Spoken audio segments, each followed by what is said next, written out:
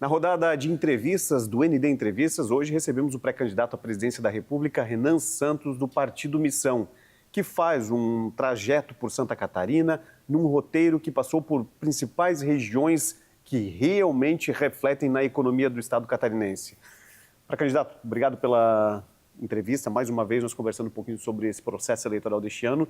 E de antemão, já quero lhe perguntar, talvez seja exatamente um dos desafios que o senhor tem tido, é ganhar o eleitorado e conquistar também apoio da população.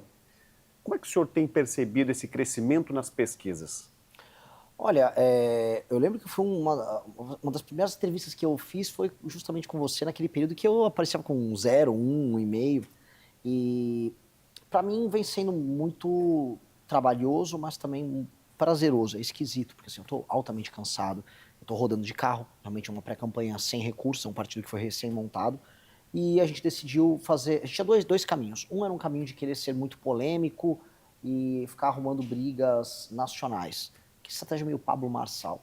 Eu não tenho essa vocação. Eu sou um organizador político e eu tenho minha tese sobre o Brasil. A outra é volume. Ir em todas as cidades que eu puder, falar com as pessoas em evento, em rádio, TV, dar entrevista em jornal. E na imprensa antiga, muita gente fala, redes sociais. Cara, a ramificação que a imprensa tradicional tem, que a rádio tem, que esse mix de rádio com internet, com TV tem, isso tem um poder grande. E aí eu resolvi fazer isso. Dá mais trabalho, cansa muito mais, mas você, conhece os lugares muito melhor. 2, você tem um impacto maior no debate da cidade.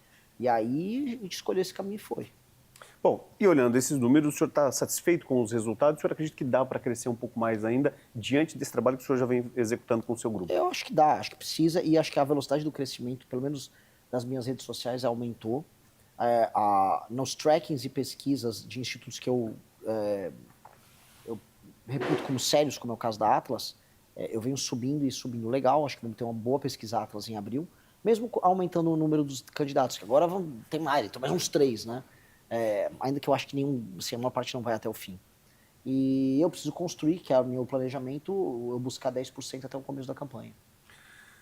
O senhor falou 2 pontos aqui chaves, talvez, para essa sua caminhada, que um deles é o senhor conquistar cada vez mais apreço da população por parte das plataformas, sejam elas digitais ou tradicionais, e naturalmente isso é um dos problemas por Missão nessa primeira eleição, porque não tem tempo de TV e naturalmente de rádio também não. Isso também desafia vocês em buscarem um novo caminho, já que essa sua estimativa de 10% também é a preocupação de candidatos ou pré-candidatos que vão concorrer, seja o legislativo, olhando o seu nome já também? Olha, é um dado da realidade, eu não tenho como negar que assim, a gente não vai ter tempo de TV, que a gente não tem dinheiro. Eu estou compensando com o trabalho. Quando você, sabe aquela coisa, se não está resolvido, resolvido está. Né? Se eu não tenho mais nada a fazer sobre isso, então está resolvido e eu vou só trabalhar ao contrário. E torcer para que a gente fomente um movimento na sociedade civil.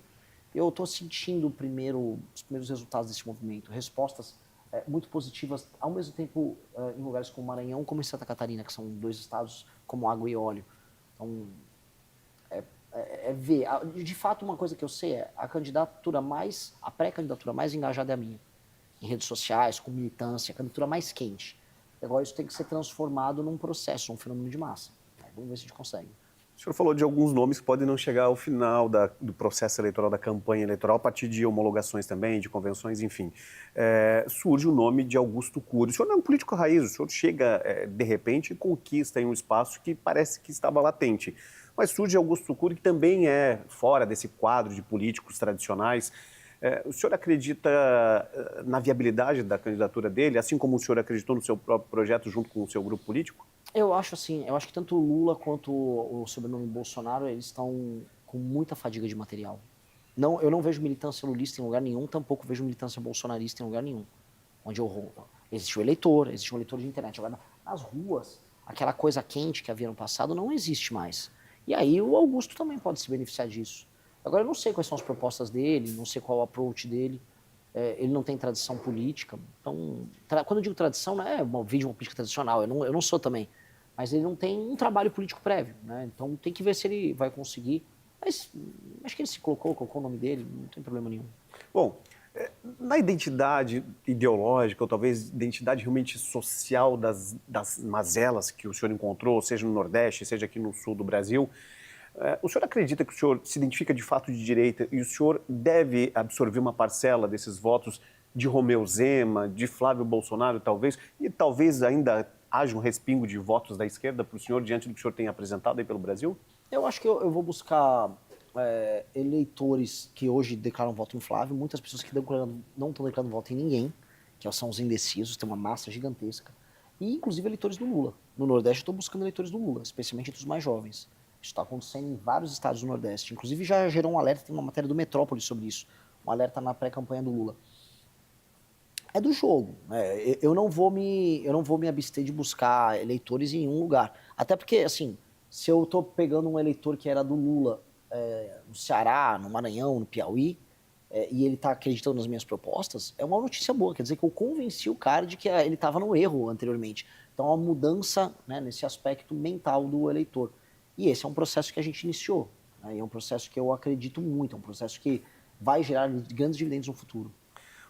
Quando a gente observa o seu comportamento nas plataformas, nas manifestações públicas suas, a gente sempre percebe que o senhor traz um choque de realidade, o que os políticos mais tradicionais não têm apresentado.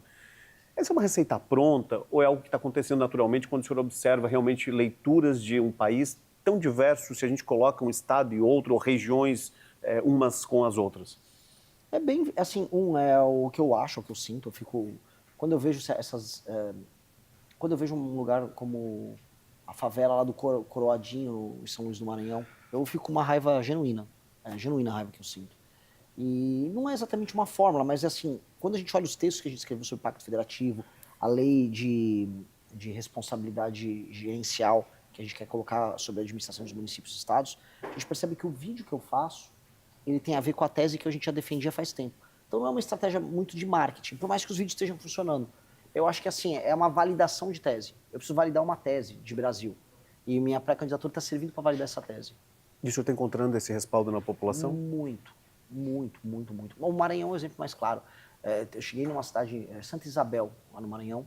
Foi à noite, né, a gente tinha perdido o horário e chegou muito tarde e precisava ir num restaurante. Aí a gente foi num restaurante que era um restaurante bar, tava tocando música alta. Aí parei para jantar. Havia umas 15 mesas ali.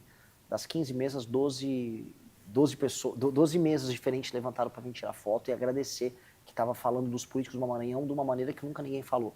E aí eu falei, ok, eu acho que nunca alguém veio aqui e tratou o maranhense como um cidadão.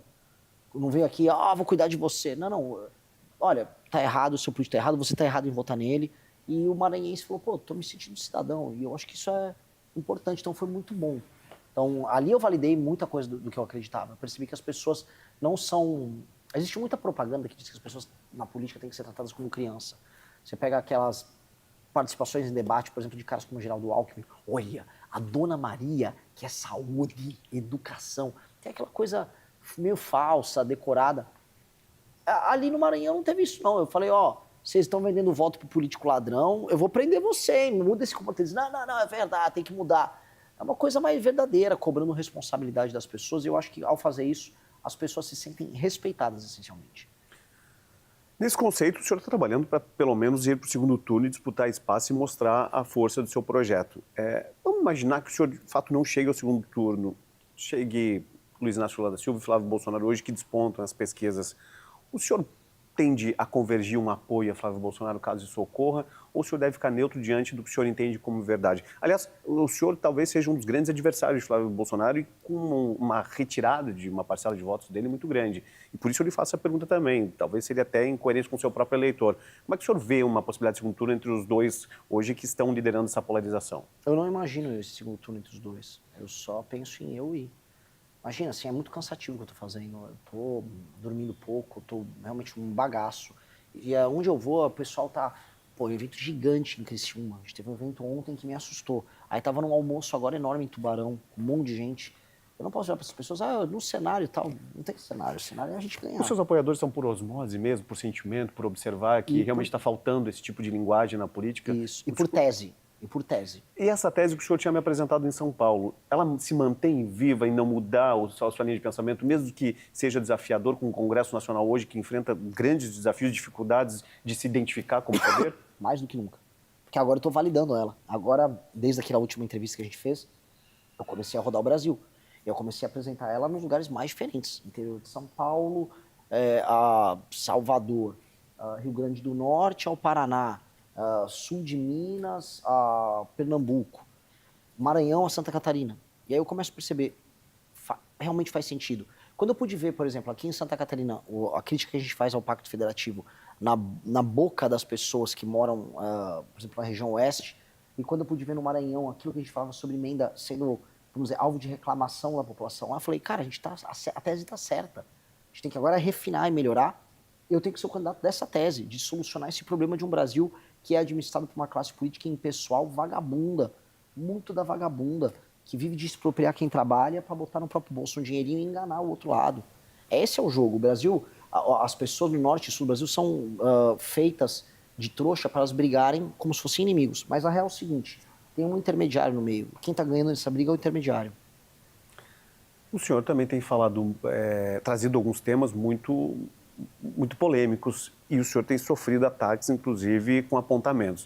O senhor foi acusado de utilização de substâncias alucinógenas, o senhor já se posicionou, e eu quero que o senhor expanda um pouco isso, mas o senhor também foi acusado, agora mesmo nessa passagem pelo sul do Brasil, de xenofóbico. O fator de trazer essas temáticas causa uma sensibilidade que a população e os próprios políticos não estão acostumados a ouvir o que o senhor entende como verdade? Sim. Um exemplo, da substância. Na verdade é um cogumelo, o cogumelo alucinógeno. Uma vez eu já tinha usado antes, isso é uma coisa que tem um efeito muito grande sobre qualidade de trabalho e criatividade. Isso tem estudos nos Estados Unidos sobre isso. Inclusive o Trump, por coincidência, acabou de fazer um decreto para regulamentar o uso, vamos dizer, das substâncias que estão no próprio cogumelo alucinógeno, dentro da psilocibina. E eu sou favorável ao uso terapêutico e, inclusive, o uso de performance nisso, tanto dele quanto do próprio canabidiol. O canabidiol tem, por exemplo, ele é oriundo lá da maconha, ele tem efeitos comprovados no enfrentamento à epilepsia. E isso no SUS, para ajudar como um tratamento alternativo, os psicodélicos sendo utilizados como tratamentos para dores crônicas que as pessoas têm, isso é bom. E por que não utilizar? Não dá para você ficar usando, vamos dizer, analgésicos para tratamentos que vão durar anos, né? Você acaba, ele perde o efeito, isso tem consequências ruins, antidepressivo também.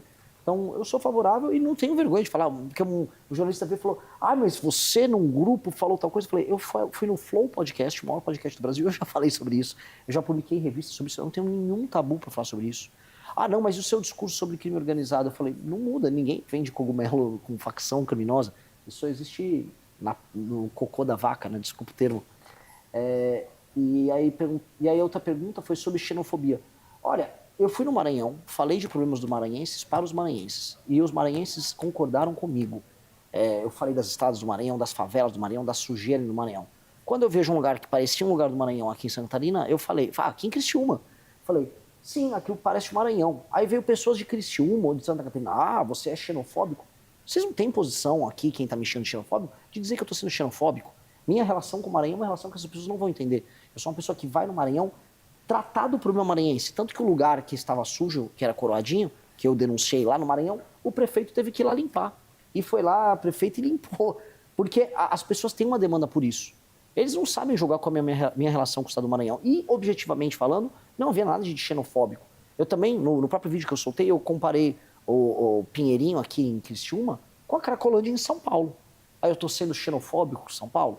Não tô, isso é só conversa mole, o pessoal quer levar todas as discussões para um sentimentalismo barato. Mas é um pouco do efeito da internet, que as pessoas hoje elas não aceitam opiniões diversificadas, onde estavam acostumadas a ouvir os problemas que estão latentes, estão visíveis e que parece que a própria sociedade não percebe? Claro que é, porque é o caminho mais fácil, quando você não quer lidar com aquele problema, é você querer descredibilizar a pessoa que emitiu a opinião. E aí chamar de, isso é xenofobia.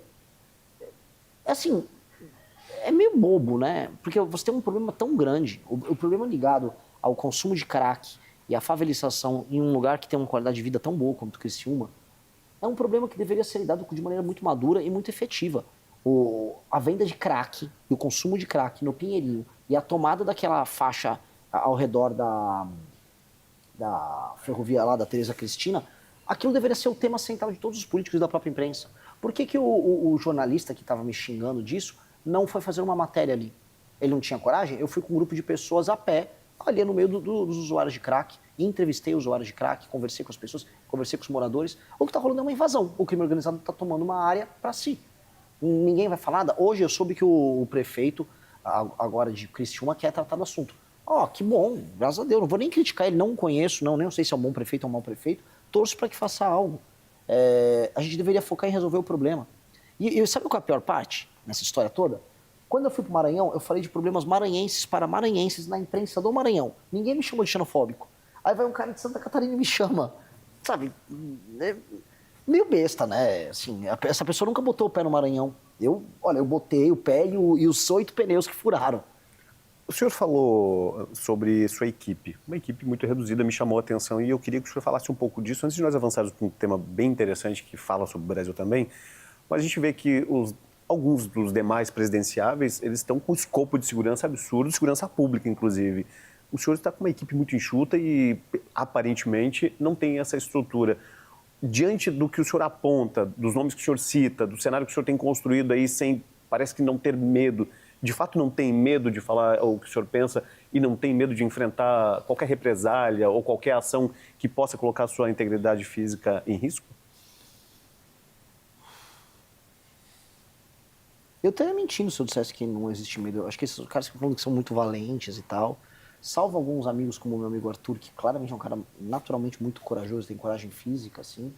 Quase todo mundo que eu conheço tem medo. O lance é se você para diante do medo, se o medo te faz assustar. Eu estou continuando, apesar de me preocupar com minha segurança. Eu digo, inclusive, em perseguição política mesmo. Com certeza. No Maranhão, a coisa que mais tem é pistoleiro de cidade pequena. Eu ia nas cidades pequenas e falava dos erros dos prefeitos. Para você chegar numa cidade pequena e o prefeito te botar para fora, mandar os jagunços dele te botar para andar, era a coisa mais fácil. Então, a gente tinha operações, porque a gente tinha que ser muito inteligente. A gente chegava na cidade sem avisar, a gente já chegava a gravar os nossos vídeos. Quando soltava os nossos vídeos, a gente já estava saindo fora da cidade, ou já estava indo no veículo da imprensa. Ou seja, tinha um susto geral. Prefeitos pelo todo o Maranhão ficavam falando, minha cidade não pode ser a próxima. E isso podia se reverter em algum momento em violência. Você tem muito apoiador de prefeito que não tem nada a perder ali, que por R$1.000 daria um tiro em alguém. Não é nem crime organizado, já estou falando de banditismo político de interior. E eu não tenho a estrutura dos outros, mas eu volto a colocar, a gente tem que compensar a falta de estrutura com mais trabalho. É compensar. Trabalhar. Eu confesso que estou esgotado, mas se não trabalhar, você perde. Bom, vamos falar um pouquinho de gestão. Qual seria a sua primeira ação, caso o senhor seja eleito em outubro deste ano, sentando na cadeira presidencial? Já tem isso dimensionado? Já tem um planejamento? Tem. A primeira ação eu iria tomar antes de sentar na cadeira presidencial formalmente, seria na transição. Eu passaria, tem uma PEC protocolada pelo deputado Kim Kataguiri e outros deputados, Eugênio Lopes, etc., e Pedro Paulo, que é uma PEC que faz uma reforma fiscal muito profunda no Brasil. E a gente precisa passar essa PEC, que resolveria grande parte dos problemas de dívida, de aumento de gasto, que torna o Brasil um país muito caro, ainda na transição, com a legislatura atual, conversando com os deputados e senadores que perderam a eleição, fazendo um acordo com eles para a gente passar essa reforma fiscal e virar para 2027, aí sim, com um clima muito positivo em termos econômicos. De fato, se passa essa reforma, essa PEC que a gente entrou, que é uma PEC que inclui reforma da Previdência, inclui desvinculação dos orçamentos da educação e da saúde do aumento da receita, isso é um efeito muito ruim sobre o orçamento. Às vezes você aumenta a receita porque teve um ano bom de economia, aí no ano seguinte a economia vai mal, mas como ela fica vinculada ao aumento, ela não diminui. Então você está permanentemente aumentando esses gastos e uma hora a conta estoura. Você tem cortes de gastos absurdos que precisa fazer nos privilegiados do alto funcionalismo, corte de renúncia fiscal de grandes empresários que vivem uma mamata, a gente está falando de assim, centenas de bilhões nessa área. E outros temas até menores, fiscalização no BPC, no Bolsa Família, que tem muita fraude. Com base nisso, a gente levantar um espaço fiscal para que a gente possa economizar coisa de 3 trilhões de reais em 10 anos. A gente está falando de economizar em 10 anos 25% do PIB brasileiro. É muita coisa. Um quarto do PIB ser economizado em um período de 10 anos. Aí a trajetória de dívida brasileira que ela está subindo, ela estabiliza e começa até a cair. E aí com a trajetória de dívida diminuindo, eu posso abaixar os juros, a famosa taxa Selic. Abaixou a Selic, eu posso pagar menos gastos na rolagem da dívida, que é o custo financeiro que a gente tem, que é muito alto no Brasil. E aí economiza mais dinheiro aí para extensão. Com base nisso eu posso reduzir impostos, sobra mais dinheiro para fazer investimento, eu invisto em infraestrutura aqui e ali, e aí a gente consegue ter um país funcional. Essa seria a primeiríssima.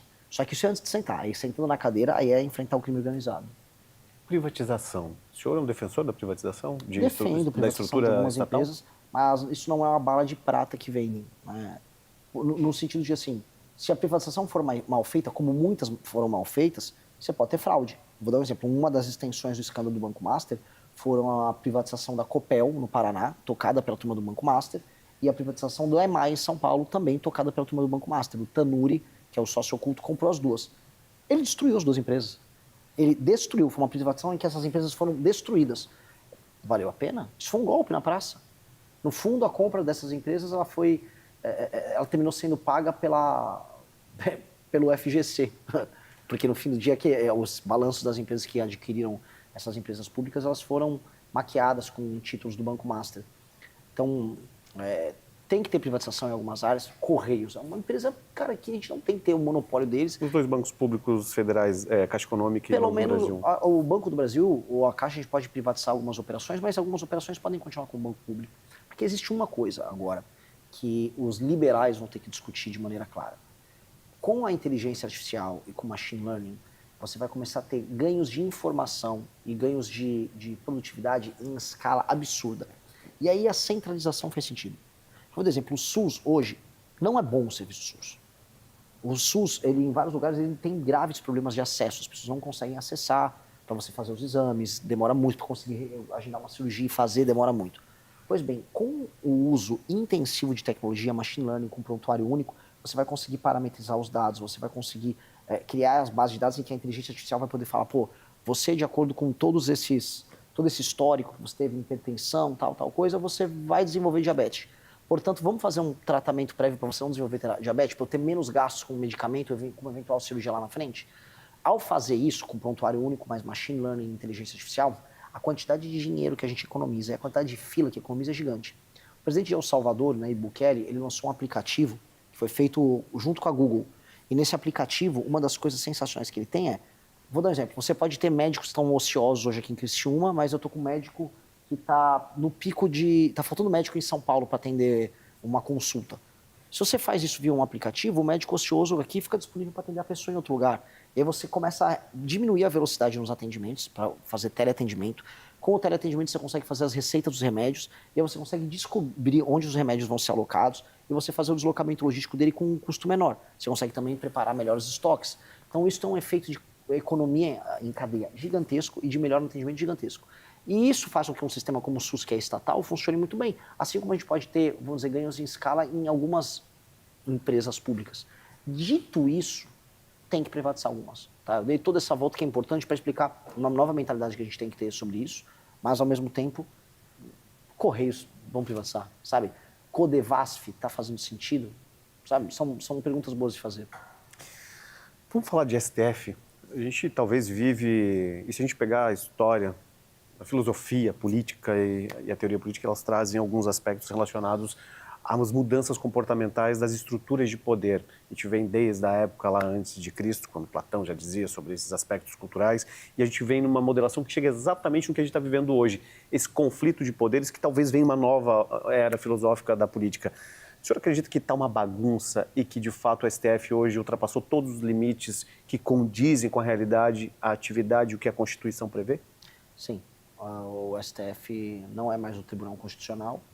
Ele é um grupo político com superpoderes e que ganha dinheiro, faz negócios e abusa das suas prerrogativas. E é um poder arrogante, um poder que não admite contestação. O que o Gilmar Mendes fez com o senador Alessandro Vieira é vergonhoso.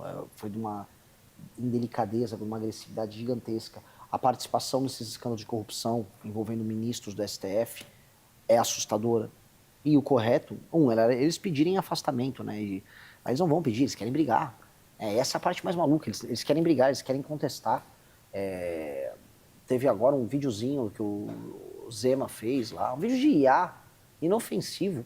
Aí o Gilmar Mendes, não, bota esse vídeo aí no inquérito das fake news. O Gilmar tá maluco, isso é maluco, isso é coisa de alguém que tá viciado em poder, que perdeu qualquer contato com a realidade. E como conter isso? O senhor, como pré-candidato à presidência, tem alguma resposta para isso? Porque se o Congresso seria responsável por realmente comandar essas discussões, levar em consideração impeachment. A gente não consegue. O senhor defende o impeachment? O senhor acha que isso vai acontecer no Brasil? Eu defendo o impeachment, mas com a direita sendo bolsonarista hoje, eu sou muito cético. Porque o maior abafador de crise com o judiciário é o Flávio Bolsonaro. E isso acontece porque o Flávio Bolsonaro foi salvo pelo Dias Toffoli e pelo Gilmar Mendes. Isso é nítido, isso aconteceu no ano de 2019, 20, 21, quando o Toffoli ele tirou as provas coletadas do COAF via uma ação do Flávio, o que beneficiou o Flávio e todos os outros envolvidos no Lava Jato que tinham provas obtidas pelo COAF. E depois, quando o Gilmar Mendes fez uma interpretação maluca sobre a legislação do foro privilegiado, dizendo que os crimes, ou eventuais crimes cometidos pelo Flávio, quando era deputado estadual, devem ser investigados pelo STF, dando a ele foro privilegiado, porque havia uma continuidade nos mandatos dele, que é uma invenção do Gilmar, apenas, vamos ser práticos, para beneficiar o Flávio. E o Flávio foi muito generoso, acabou com a Operação Lava Toga, foi generoso com todas as nomeações de ministros do STF do Lula agora. Então, eu sou muito cético em qualquer coisa muito agressiva vindo dessa turma. Mas nós vamos precisar fazer isso. Eu acho que não dá para falar em continuar com um ministro como Dias Toffoli ou como o Alexandre de Moraes da forma como está. Eles não querem sair, eles acham que nós temos que ver os negócios que foram feitos e as posturas recentes e achar que isso é normal. Existe isenção no STF ainda? Não, não existe nada. Está muito feia a postura do STF. O STF tem espírito de corpo. Na hora de dar bronca lá no Zema, primeiro, o que o ministro do STF está dando bronca num pré-candidato? Ele falou, não, olha, a gente ajudou ele lá numas dívidas de Minas. Então, já entendeu, você tem que ter dívida de gratidão com o tribunal? Que é isso que ele está falando. Ou seja, ele já confundiu completamente o que é uma Suprema Corte, que é uma corte constitucional numa nação, com um grupo político em que você tem dívida de gratidão, dívida moral. O senhor Gilmar Mendes está doido. Doido. E é doido de quem ficou apaixonado pelo poder. Está tanto tempo exercendo o poder que já nem sabe mais o que é certo e errado. Perdeu completamente o limite. Antes de encerrar o nosso bate-papo, eu queria que o senhor fizesse uma leitura, um apontamento da sua leitura política, como pré-candidato à presidência, da família Bolsonaro. O senhor tem apresentado fatores que levam a possíveis irregularidades de gestão, de mandatos. E o senhor passa por um estado onde o senhor tem 3 nomes de Bolsonaro que podem concorrer. Jair Renan, possivelmente pré-candidato a deputado federal, Carlos Bolsonaro ao Senado, disputando inclusive com grupos políticos internos, e aí nós temos Flávio Bolsonaro à presidência. Como é que o senhor vê essa construção da família e exatamente também a vinda, tanto de Carlos para cá quanto Jair Renan? Se o senhor tem uma opinião formada também. Porra, de anos, né? Eu acho assim, cara, quando eu comecei o impeachment da Dilma, a gente achou que as pessoas iam despertar para os problemas do Brasil, iam lutar por causa, a gente cantava na Paulista, não temos bandido de estimação, e era pela causa, não pelo político. De repente, aquelas mesmas pessoas viraram puxa-saco de uma família desqualificada. E assim, eu entendo algumas pessoas que apaixonaram pelo Bolsonaro, porque nunca houve, dentre as opções político-eleitorais, alguém que dizia, enquanto discurso, o que o Bolsonaro dizia para os eleitores antipetistas. Eu sou como você, eu defendo Deus, família, pátria, eu sou de direita, eu defendo que bandido tem que morrer, vagabundo tem que se... E acabou. E isso ressoou, porque soou muito verdadeiro para as pessoas. Muito. Mas quem conhecia o Bolsonaro na atividade política dele, sabia que o Bolsonaro só era um político do centrão, meio, vamos dizer, atrapalhado em termos cognitivos. Ele nunca foi um sujeito muito inteligente. Mas tudo bem, a gente, né, beleza, ele ganhou a eleição e tal. Aí a gente descobre os escândalos de corrupção envolvendo o Flávio, e assim, não dá para falar que o Flávio não estava envolvido num escândalo de corrupção multimilionário, que era o da rachadinha. Em que lugar do mundo um funcionário saca 80%, 90% do próprio salário e manda para um chefe de gabinete, para um operador? Em que lugar do mundo que uma loja da Copenhagen começa a ter vários depósitos em dinheiro, supostamente comprando produtos, e a sazonalidade do chocolate, que é super forte, por exemplo, no mês da Páscoa, não existe, você, em outros meses fatura mais, e batem os depósitos com a retirada dos salários dos funcionários. Os funcionários não trabalhavam lá na Assembleia Legislativa, obviamente era um escândalo de rachadinha, tanto que não era só ele que cometia, era praticamente todos os outros deputados estaduais na Alerj. Aí esse cara tem um escândalo de rachadinha, e aí para salvar o filho, esse, que é o Flávio, do escândalo de rachadinha, o Jair destrói a Operação Lava Jato, faz acordos com o STF. Então, quando a gente percebe isso, não é apenas que ele é fraco, mas ele é corrupto e ele trai as pessoas, ele usa e trai. Assim como ele usou e traiu aquelas pessoas que foram para frente do quartel, o correto dele como líder era ele falar, saiam da frente dos quartéis, não corram esse risco, eu estou indo para os Estados Unidos. Pô, ele foi para os Estados Unidos, para Miami, enquanto aquela galera ficou lá na frente do quartel, tomando chuva, passando Natal, achando que ia ter uma intervenção militar. Pô, isso não é coisa de líder. E é isso, é um cara fraco. Então eu não consigo admitir a liderança dos Bolsonaro. E sobre essa construção em Santa E Catarina? aí Santa Catarina. Pois bem, Santa Catarina é uma eterna bucha de canhão para os Bolsonaro. Assim como muita gente foi para frente de quartel aqui em Santa Catarina e foi largado, o estado de Santa Catarina é só usado como um estoque de votos por eles. Porque se o Carlos Bolsonaro tivesse preocupado em fazer mais uma cadeira no Senado para salvar o pai, concorria na Bahia, concorresse, vamos botar aí, no Distrito Federal, concorresse Rio Grande do Sul, né, junto com o Marcel, concorresse Pernambuco, ganharia, concorresse Rio Grande do Norte, grandes chances de ganhar, mas não, ele quer em Santa Catarina, porque é fácil. Mesmo tendo duas moças, uma moça e o Esperidião Amin, que são leais a eles e que iriam ganhar a eleição. Ele está indo roubar a vaga de outra pessoa simplesmente porque é fácil para ele. Assim como era fácil botar o Jean Renan, que nunca soube nada sobre Balneário Camboriú, ganha a eleição. E aí a galera de Balneário Camboriú ainda vai lá e vota no cara. Aí botaram um cara com graves problemas mentais, sendo vereador em Balneário Camboriú, que é isso. E vão botar ele com graves problemas mentais para ser deputado federal. Aliás, graves problemas mentais que o Carlos também tem, né? São duas pessoas muito atrapalhadas do ponto de vista cognitivo. E aí o que acontece? Pô, não tá claro? Assim como o Bolsonaro usa e abusa dos seus seguidores, dos seus aliados, ele está usando e abusando do estado de Santa Catarina. Santa Catarina entregou tudo para ele, entregou voto, apoio, caravana, doação, apoio quando ele perdeu a eleição. E o que Santa Catarina teve de volta? Teve as estradas durante o governo dele? Houve essa chuva de obras aqui? Houve nada. A maior parte das estradas continua no mesmo estado de perdição. As obras do PAC da Dilma, lá que ligavam o Oeste, os entroncamentos, tudo assim, até hoje, eu até filmei ali. As obras estão rodando até hoje. Não teve nada disso. As obras lá ligando Blumenau, a região de Blumenau até o porto de Itajaí, voaram? Não voaram, não teve nada. A Santa Catarina é apenas usada como estoque eleitoral. E aí eu acho isso uma relação abusiva. Eu não consigo acreditar num tipo de relação política em que o líder faz isso com os liderados. Como última pergunta, eu queria que o senhor falasse um pouco sobre a sua defesa de tornar o Brasil uma grande potência econômica mundial. Nós já chegamos a sexto lugar em governo petista, e tem que se reconhecer esse período que o Brasil estava em desenvolvimento. Caímos e agora estamos aí na faixa de nono, décimo, disputando com a Rússia. Como trazer de volta o Brasil para esse eixo central da economia mundial como potência econômica e entregando também aos brasileiros o que tanto se paga de impostos, que nós até mês que vem estamos pagando impostos para somente receber depois de junho? Primeira coisa, nós precisamos fazer aquela reforma fiscal que eu falei, porque a gente tem que ajustar as contas públicas. Dito isso, a gente tem que ter uma reforma de competitividade. Tem que parar de discutir essa PEC populista, da PEC da fim da escala 6x1, que no fundo é só um instrumento para deputado do PT e do PSOL ganhar voto e engambelando o trabalhador, enrolando as pessoas. 2, nós temos que ter leis trabalhistas mais simples e facilitar a contratação e demissão de pessoas. 3, nós precisamos ter leis que desburocratizem a abertura e fechamento de empresas, isso que facilitem o pagamento dos impostos. Isso tem que ser muito fácil. Porque a partir do momento que esses entraves burocráticos que geram insegurança jurídica desaparecem, as pessoas vão ter um espírito mais agressivo para investir em negócios. Negócios geram emprego. Como eu falei com a reforma fiscal, os juros baixam. Os juros baixando, as pessoas vão ter mais vontade de, em vez de deixar o dinheiro lá na taxa Selic, né, comprando títulos do Tesouro, vamos investir em atividade produtiva. Aumenta o espírito animal do investidor em, não, vou abrir uma fábrica, vou abrir uma distribuidora de algum produto, vou criar uma startup. Isso é fundamental. Leis específicas para abrir empresas de tecnologia. E aí usar certas coisas que já passaram, como o licenciamento ambiental, que foi uma grande vitória, que começa, vou dar mérito, lá no governo Bolsonaro, e que agora está implementado, para a gente ter grandes investimentos em infraestrutura e energia.